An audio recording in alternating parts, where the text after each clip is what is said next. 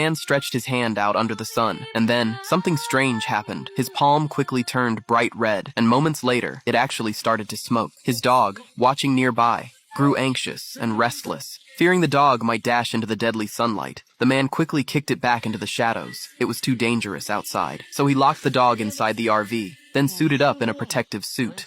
Together with his robot companion, Jeff, he stepped out to scavenge for food.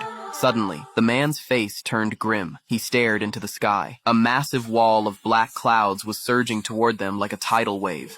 A once-in-a-century tornado was bearing down on the abandoned town. There was no time to lose.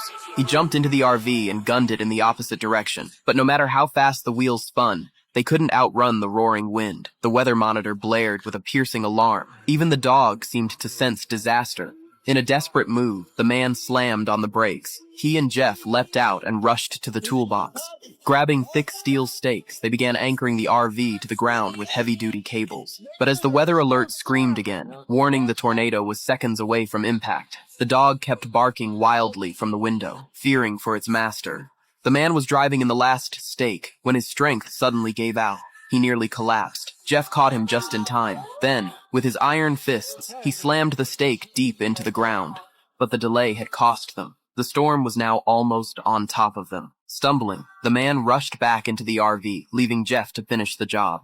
Right before climbing in, he glanced back. The tornado was less than 100 meters away, ripping everything in its path. He quickly locked the dog in a cabinet for safety, activated the RV's storm shutters, and threw open the door to yell at Jeff to get inside.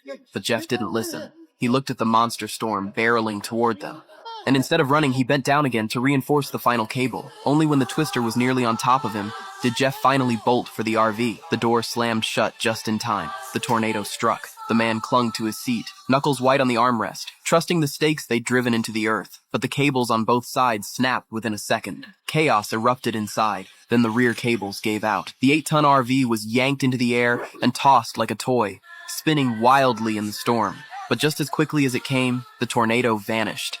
With a thunderous crash, the RV slammed back to the ground. Amazingly, everyone inside was still.